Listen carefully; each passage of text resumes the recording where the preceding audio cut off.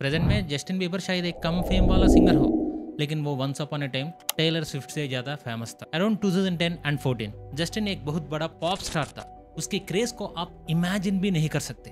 एक टाइम पर सबने सोचता कि जस्टिन अगला माइकल जैक्सन बनेगा, बट नो, लाइफ कितने अनप्रेडिक्टेबल होता है इसका प्राइम एग्जाम्पल बन गई जस्टिन की लाइफ। कॉन्ट्रोवर्सीज, हैरासमेंट, बुलिंग, इन सब चीज़ों का वो सेंटर ऑफ अट्रैक्शन बन गया। इसके बाद जस्टिन की लाइफ का वर्स्ट फेज शुरू हुआ। सेलिना के साथ ब्रेकअप ने जस्टिन को पूरी तरह बदल दिया।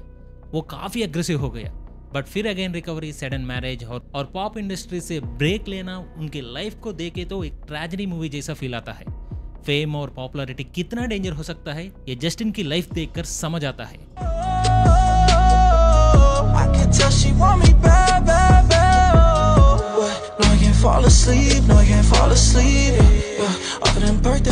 तो इस वीडियो में हम जस्टिन बीबर का राइज, फॉल और उसकी प्रेजेंट फाइट के बारे में देखेंगे। जस्टिन का जन्म कैनेडियन प्रोविंस ओंटारियो के लंदन सिटी में मार्च 1, 1994 को हुआ। ये यूके वाले लंदन नहीं, कनाडा वाले लंदन है। एनीवेज, उनके मदर का नाम पैटी मैलेट और फादर का नाम जेरेमी बीबर था। उन दोनों ने कभी शादी नहीं की। जब पैटी 18 साल की थी जब जस्टिन पैदा हुआ, उस टाइम जेरेमी से कोई सपोर्ट नहीं मिलता था। पैटी ने ही अकेले जस्टिन को पाला। जैसे बहुत से पेरेंट्स अपने बच्चों की हरकतों को वीडियो बनाते हैं, जस्टिन बीबर की मां ने भी वही किया।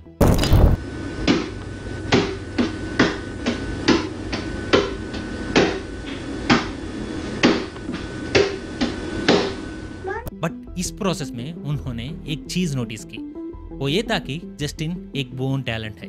बिना किसी लेसन्स के 2-3 साल की उम्र में ही उसने ड्रम बीट्स सीख लिए थे।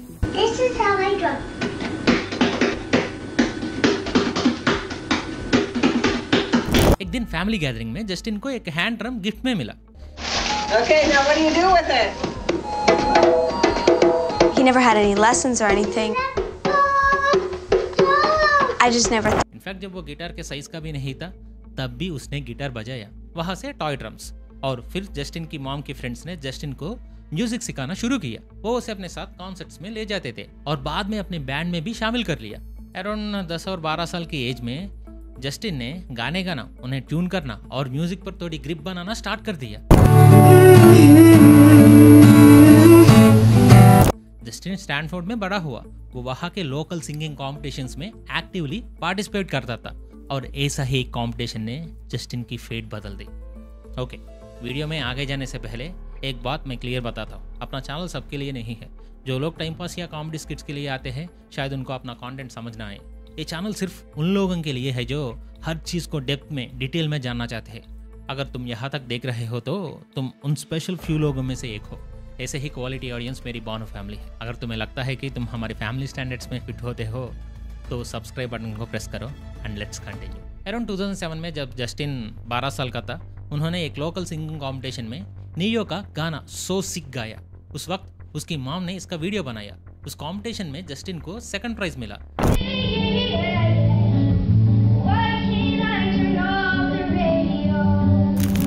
लेकिन उस वीडियो को जस्टिन की मॉम ने यूट्यूब पर अपलोड कर दिया। फेमस होने के लिए नहीं या जस्टिन को सिंगर बनने के लिए भी नहीं। उस टाइम लोग यूट्यूब को एक क्लाउड स्टोरेज की तरह यूज करते थे, फैमिली को वीडियो शेयर करने के लिए। बस वैसे ही उन्होंने ये वीडियो अपलोड किया, बट वो वीडियो वायरल हो गया। इनफैक्ट जस्टिन का पहला यूट्यूब वीडियो भी वही था। उसके बाद जस्टिन की मॉम ने एक के बाद एक जस्टिन के बाकी वीडियोस भी अपलोड करना शुरू कर दिया।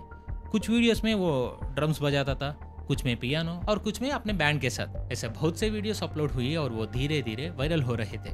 उसी टाइम अमेरिका में स्कूटर ब्राउन नाम का एक पार्टी प्रमोटर था। उसका काम था टैलेंट को पहचानना और उसे प्रमोट करना।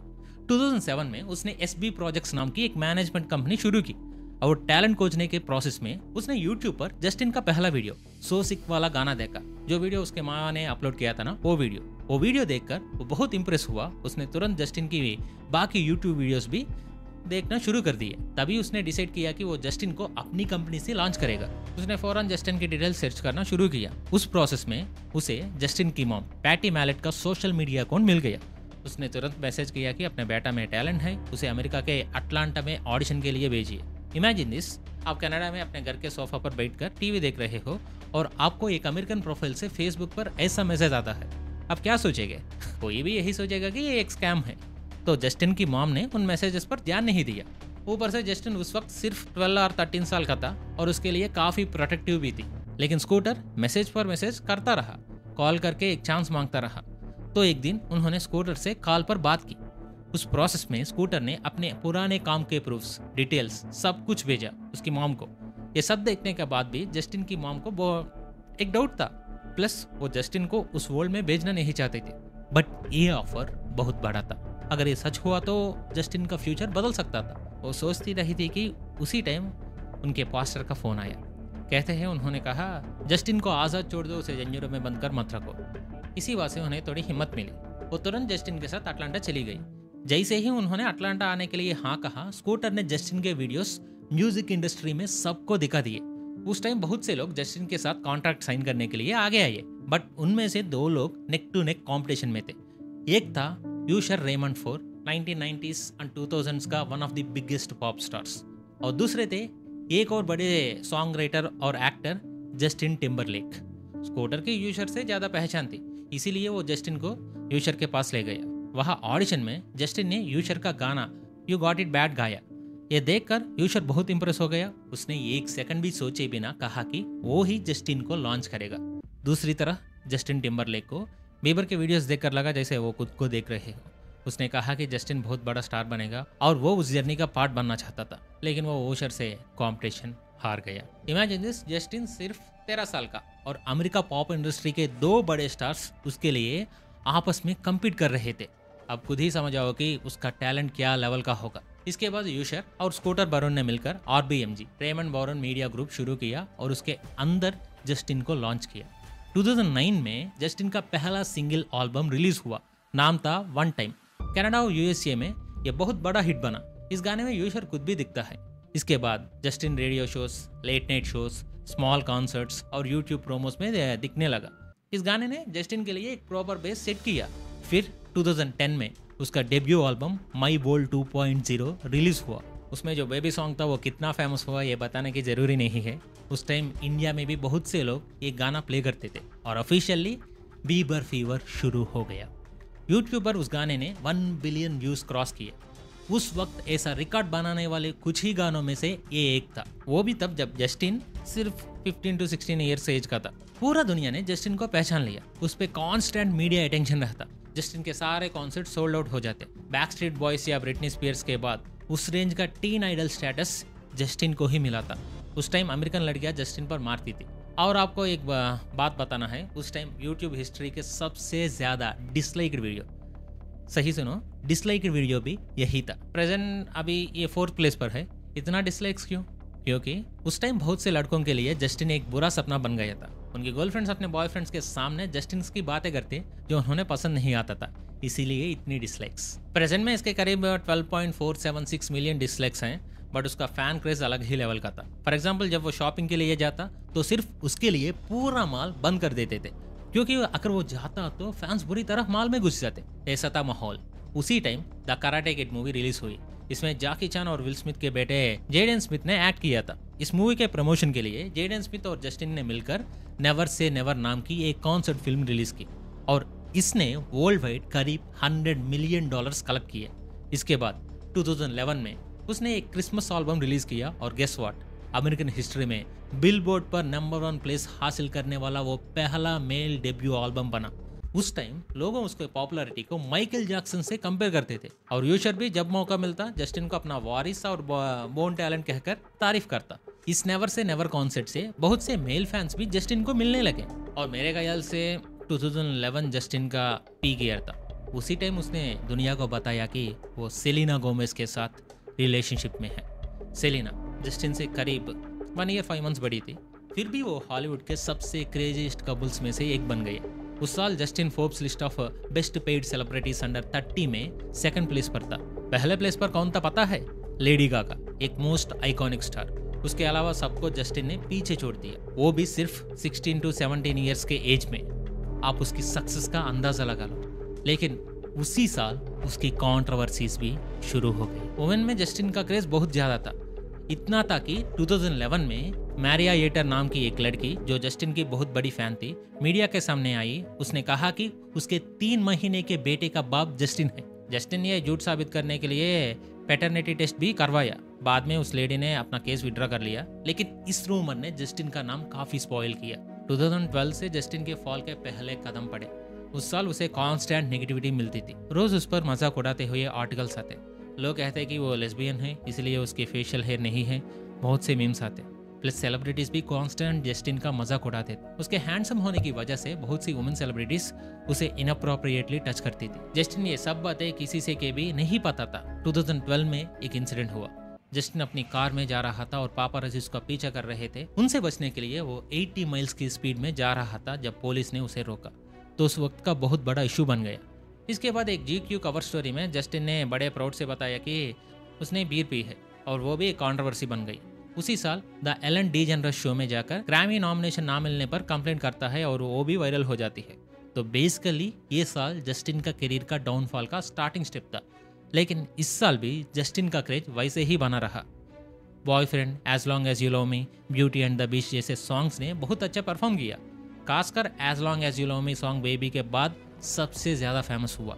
बट अगले 2 साल यानी 2013 और 14 जस्टिन के करियर का सबसे वर्स्ट ईयर्स कहे जा सकते हैं। इन सालों में जस्टिन पर जितनी कंट्रोवर्सीज हुई शायद ही किसी पॉप स्टार पर नहीं हुई है। इन साल में जस्टिन पर जितनी कंट्रोवर्सीज हुई शायद ही किसी पॉप स्टार पर नहीं होगी। उस साल अपने टूर मैनेजर को मारना, एक रेडियो होस्ट पर थूकना, वीट पीते हुए TMZ को पकड़े जाना, TMZ मीन्स यानी celebrity news media, Rio de Janeiro में ग्राफिटी बनते हुए दिखना, और लंदन में गैस मास्क पहनकर घूमना, एक नाइट क्लब में जाकर वहाँ बकेट में सूसू करना, और उसी वक्त बिल क्लिंटन के बारे में गलत बोलना, ग्रेट वॉल ऑफ चाइना जाकर अपने बॉडीगार्ड से खुद को उठवाना, जर्मनी में एक पेट मंकी ले जाने के लिए कोशिश करना, and worst of the worst 2013 का टाइटल कार्ड इंसिडेंट ये था कि वो होलोकॉस्ट विक्टिम एने फ्रैंक के घर गया और वहाँ म्यूजियम की गेस्ट बुक में लिखा कि एने फ्रैंक मेरी फैन होती। उसकी इस बात से पूरी दुनिया शॉक में चली गई। एनी फ्रैंक की स्टोरी बहुत ट्रेजेडी से भरी है, तो सबके बारे में ना सोचकर उसने अपने बारे में लिखा, जो एक तरह से शॉकिंग था। अब सोच रहे होंगे ये 2013 का एंड कार्ड है, पर नहीं। साल के एंड में उसने ट्वीट किया, my beloved believers, I am officially retiring. इसे जस्टिन के फैंस के होश उड़ गए। टीवी पर डिबेट्स होने लगे। फैंस ने मत कहकर ट्वीट्स करना शुरू कर दिया। बहुत से न्यूज चैनल्स ने कहा कि जस्टिन का करियर खत्म हो गया, बट इसके बाद वो आराम से आया और बोला कि मैं रिटर्न नहीं हो रहा। मीडिया चैनल्स ने मेरी बात को गलत दिखाया। और इसी साल सेलिना के साथ ब्रेकअप और पैचअप दोनों हुई। रिपोर्ट्स के मुताबिक फिर से ब्रेकअप भी हो गया था। और इसके बाद शुरू हुआ जस्टिन के करियर का सबसे बड़ा डिजास्टर ईयर। एक ऐसा साल जिसमें उसने खुद को खो दिया, मेंटल टोल बढ़ गया और वो एडिक्शन का शिकार बन गया। 2014 का स्टार्टिंग में अपने प्राइवेट जेट में ट्रैवल करते वक्त उसने इतना ज्यादा स्मोक किया कि पायलट्स को मास्क पहनकर प्लेन उड़ाना पड़ा था। और इतना ही नहीं, पड़ोसियों के घर पर अंडा फेंकना, मियामी में नशे में ड्राइव करते हुए अरेस्ट हो जाना, और अरेस्ट के बाद जेल से बाहर आते ही पिक्चर्स के लिए पोज देना, वो भी ठीक माइकल जैक्सन के पिक्चर के साथ फोटो खींचकर उसे इंस्टाग्राम पर पोस्ट करना। उसी साल कैनेडियन एक्टर और कॉमेडियन सेथ रोजन ने जस्टिन के बारे में एक ट्वीट किया। ट्वीट ये था कि all jokes aside, Justin Bieber is a piece of shit. ये ट्वीट आप यहाँ देख भी सकते हो, बहुत वायरल हुआ था। और उस साल सेलेना के साथ 2 बार ब्रेकअप हुआ। ये सब करने के लिए जस्टिन के पास प्रॉपर रीजंस भी थे। जस्टिन सिर्फ 20 साल की एज में one of the most famous person बन गया था। उसने बहुत अब्यूज फेस किया। उसकी गलती ना होने पर भी फैंस उसे इजीली टारगेट करते थे। लोग उसे गे फैंस और लेस्बियन फैंस होने पर चिढ़ाते थे, और वो हॉलीवुड के एक डार्क साइड से बहुत जल्दी एक्सपोज हो गए। तो ऑब्वियसली इस चीज ने उसे बहुत टॉर्चर किया। शायद कोई थोड़ा मैच्योर पर्सन होता तो इसे डिफरेंटली डील करता था, पर जस्टिन 18 था, ऊपर से वो उसकी रेबल एज थी, इसीलिए वो एडिक्शन का शिकार हुआ। उसने बैड हैबिट्स को अट्रैक्ट हो गया। जिस इंडस्ट्री ने उसे एक कैश को की तरह देखा, वही इंडस्ट्री अभी उसे हर चीज के लिए ब्लेम कर रही थी। अब एंड हॉनेस्टली TMZ मीडिया ने जस्टिन को बहुत बुरी तरह टारगेट किया। लाइक ऐसी सिचुएशन में अगर जस्टिन ने सुसाइड कर लिया होता तो मैं कहता कि इसका कारण सिर्फ TMZ ऐसा टारगेट किया था। उन्होंने जो कहा और दिखाया वो सब सच था, लेकिन वो जस्टिन का साइड सोचे बिना ही उसे टारगेट करते रहते थे। ऑल बिकॉज जस्टिन की न्यूज़ पर ज़्यादा क्लिक्स आते थे और ज़्यादा मनी भी। फिर 2015 से उसने कमबैक करना शुरू किया।